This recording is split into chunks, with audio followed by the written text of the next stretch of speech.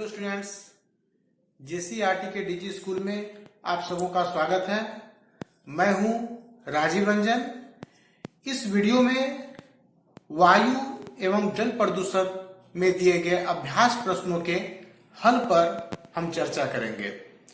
तो आइए बारी बारी से हम इन अभ्यास प्रश्नों के हल को देखते हैं। सबसे पहले है सही उत्तर चुनिए। यहां पर हर एक प्रश्न में 4 विकल्प दिए गए हैं। इन 4 विकल्पों में से एक विकल्प सबसे सही है। हमें उस सही विकल्प को चुनना है। तो इसमें पहला प्रश्न है द्वितीय प्रदूषक है। विकल्प है CO2, SO2, NO2 और लास्ट है सल्फर एवं नाइट्रोजन के अम्ल। विकल्प क CO2, विकल्प ख SO2, विकल्प ग NO2, विकल्प घ सल्फर एवं नाइट्रोजन के अम्ल। तो इसका सही उत्तर होगा विकल्प घ सल्फर एवं नाइट्रोजन के अम्ल। अगला प्रश्न है एरोसोल किन सूक्ष्म कणों का बादल है। एरोसोल किन सूक्ष्म कणों का बादल है।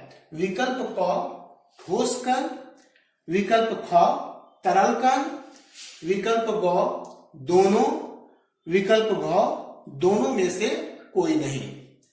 तो इसका सही उत्तर होगा ग दोनों, यानी ठोस कण और तरल कण। तो विकल्प ग दोनों इसका सही उत्तर होगा। अगला प्रश्न है विश्व उष्णन के लिए उत्तरदायी प्रमुख गैस है। विश्व उष्णन के लिए उत्तरदायी प्रमुख गैस है। विकल्प क कार्बन डाइऑक्साइड, विकल्प ख मीथेन, विकल्प ग दोनों, विकल्प घ दोनों में से कोई नहीं। इसका सही उत्तर है विकल्प ग दोनों, यानी विश्व उष्णन के लिए उत्तरदायी प्रमुख गैस है। इसका सही उत्तर है विकल्प ग दोनों। अब प्रश्न संख्या 2 में आते हैं। प्रश्न संख्या 2 में है खाली स्थानों को सही शब्दों से भरिए। पहला प्रश्न है जो पदार्थ वायु को संदूषित करते हैं उन्हें क्या कहते हैं। जो पदार्थ वायु को संदूषित करते हैं उन्हें क्या कहते हैं। तो यहाँ खाली स्थान में जो शब्द आएगा वह है वायु प्रदूषक, यानी जो पदार्थ वायु को संदूषित करते हैं उन्हें वायु प्रदूषक कहते हैं। अगला प्रश्न है वायु प्रदूषण के कारण डैश खाली जगह संबंधित रोग हो सकते हैं। तो यहाँ पर जो उत्तर आएगा वह है श्वसन। वायु प्रदूषण के कारण श्वसन संबंधित रोग हो सकते हैं। अगला प्रश्न है कार्बन मोनोऑक्साइड एक विषैली गैस है जो रक्त में खाली जगह ढोने की क्षमता घटा देती है। कार्बन मोनोऑक्साइड एक विषैली गैस है जो रक्त में ऑक्सीजन ढोने की क्षमता घटा देती है। यहाँ पर सही उत्तर हो गया ऑक्सीजन। अगला प्रश्न है धूम कोहरा खाली स्थान और खाली स्थान से मिलकर बनता है। तो इन खाली स्थान में आएगा धुआं और कोहरा। धूम कोहरा धुआं और कोहरा से मिलकर बनता है। अगला प्रश्न है CFC गैस के द्वारा किस परत का क्षय होता है। तो CFC गैस के द्वारा ओजोन परत का क्षय होता है। CFC गैस के द्वारा ओजोन परत का क्षय होता है। अब आगे प्रश्न और उत्तर है। प्रश्न संख्या 3 विश्व तापन से आप क्या समझते हैं। विश्व तापन से आप क्या समझते हैं। इसका उत्तर है हरित गृह प्रभाव के कारण पृथ्वी के औसत तापमान में होने वाली वृद्धि को विश्व तापन कहते हैं। हरित गृह प्रभाव के कारण पृथ्वी के औसत तापमान में होने वाली वृद्धि को विश्व तापन कहते हैं। प्रश्न संख्या 4 सीएनजी और एलपीजी का विस्तारित रूप लिखिए। इनका उपयोग किस प्रकार प्रदूषण कम करने में सहायक है? तो सीएनजी का विस्तारित रूप है कंप्रेस्ड नेचुरल गैस, हिंदी होगा उसका संपीड़ित प्राकृतिक गैस। और एलपीजी का विस्तारित रूप है लिक्विफाइड पेट्रोलियम गैस, जिसका हिंदी है द्रवित पेट्रोलियम गैस। अब इसके अगले भाग का उत्तर, सीएनजी और एलपीजी को स्वच्छ ईंधन माना जाता है। सीएनजी और एलपीजी को स्वच्छ ईंधन माना जाता है क्योंकि इनके जलने से धुआं और अन्य प्रदूषक पदार्थ नहीं निकलते हैं। तो सीएनजी का विस्तारित रूप हो गया कंप्रेस्ड नेचुरल गैस यानी संपीड़ित प्राकृतिक गैस, और एलपीजी का विस्तारित रूप हो गया लिक्विफाइड पेट्रोलियम गैस यानी द्रवित पेट्रोलियम गैस। और अगला जो क्वेश्चन था इसमें कि इनका उपयोग किस प्रकार प्रदूषण कम करने में सहायक है?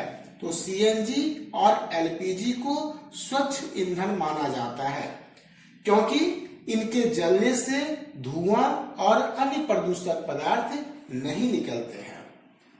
अब हम आते हैं प्रश्न संख्या 5 में। 5 का प्रश्न है, उन कारणों की व्याख्या कीजिए जिनसे अम्ल वर्षा होती है। उन कारणों की व्याख्या कीजिए जिनसे अम्ल वर्षा होती है।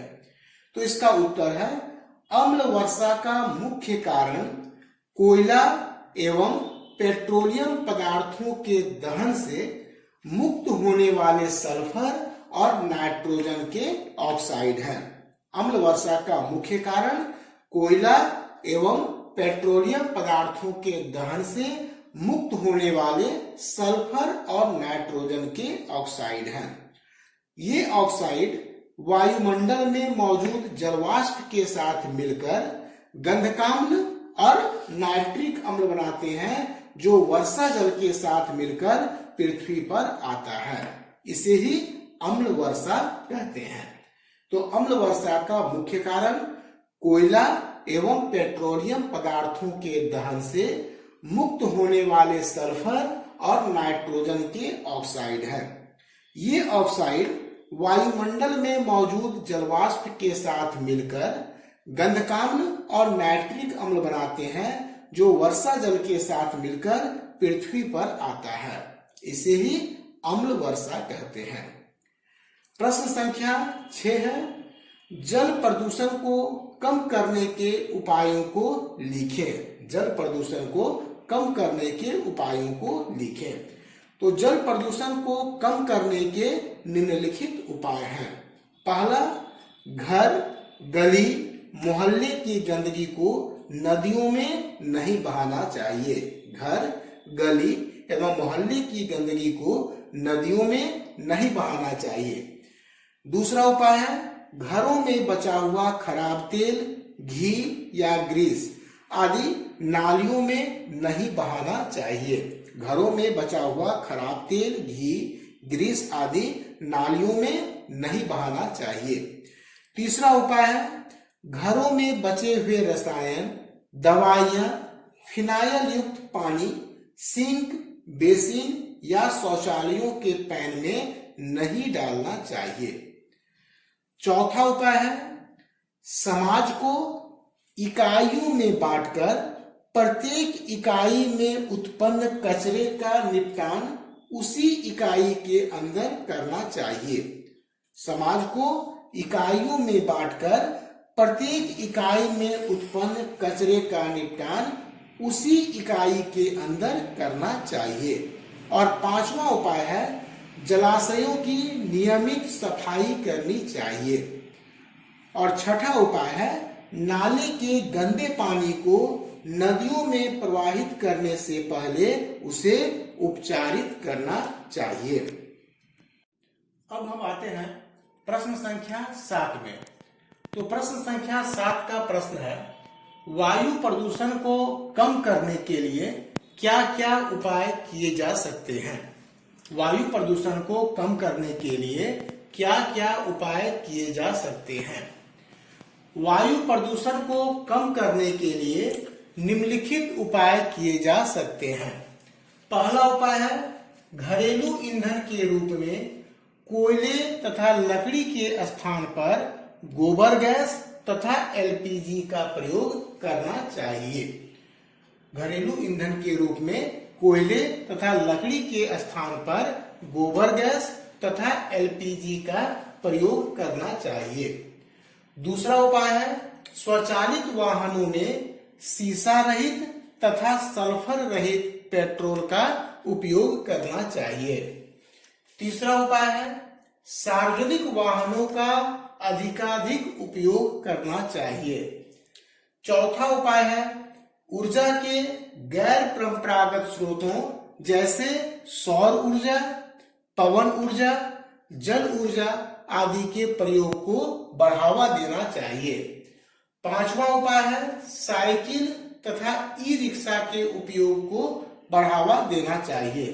और छठा उपाय है वाहनों में सीएनजी के उपयोग को बढ़ावा देना चाहिए। अब हम आते हैं प्रश्न संख्या 8 में। प्रश्न है पेयजल के अशुद्ध होने से क्या क्या परेशानियां हो सकती है। पेयजल के अशुद्ध होने से क्या क्या परेशानियां हो सकती है। तो इसका उत्तर है पेयजल के अशुद्ध होने से बहुत सारी बीमारियां हो सकती है।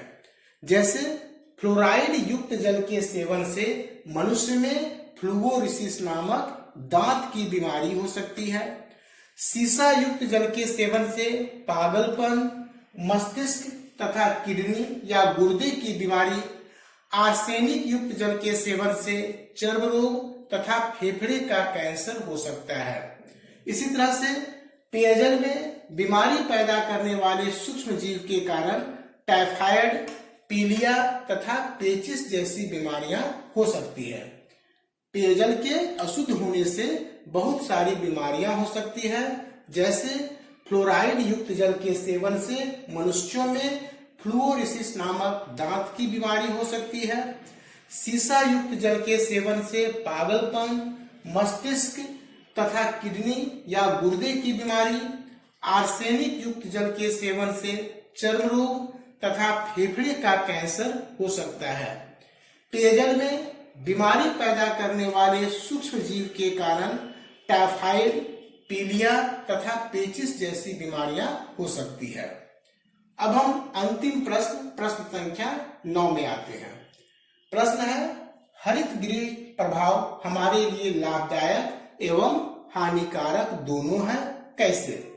हरित गृह प्रभाव हमारे लिए लाभदायक एवं हानिकारक दोनों है, कैसे। तो इसका उत्तर है हरित गृह प्रभाव पृथ्वी पर एक निश्चित तापमान बनाकर जीवन को संभव बनाता है। हरित गृह प्रभाव पृथ्वी पर एक निश्चित तापमान बनाकर जीवन को संभव बनाता है। परंतु मानवीय गतिविधियों के कारण वायुमंडल में कार्बन डाइऑक्साइड और मीथेन जैसी हरित गृह गैसों की सांद्रता बढ़ रही है, जिससे विश्व तापन की स्थिति उत्पन्न हो रही है। विश्व तापन के कारण हिमनद पिघल रहे हैं, समुद्र का जल स्तर बढ़ रहा है और समुद्र तटीय क्षेत्रों के जलमग्न होने का खतरा उत्पन्न हो रहा है। इसके अतिरिक्त कम तापमान पर जिंदा रहने वाले जीवों के अस्तित्व पर संकट उत्पन्न हो गया है। तो हरित गृह प्रभाव हमारे लिए लाभदायक एवं हानिकारक दोनों है, कैसे।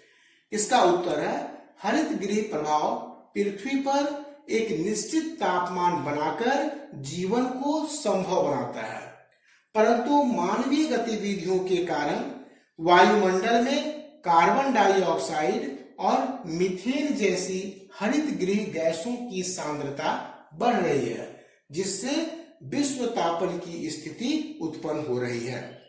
विश्व तापन के कारण हिमनद पिघल रहे हैं, समुद्र का जल स्तर बढ़ रहा है और समुद्र तटीय क्षेत्रों के जलमग्न होने का खतरा उत्पन्न हो रहा है। इसके अतिरिक्त कम तापमान पर जिंदा रहने वाले जीवों के अस्तित्व पर संकट उत्पन्न हो गया है। तो इस तरह से इस वीडियो में हमने वायु एवं जल प्रदूषण में दिए गए अभ्यास प्रश्नों के हल को बारी बारी से देखा। अब पुनः हम अगली वीडियो में मिलेंगे और तब तक के लिए धन्यवाद।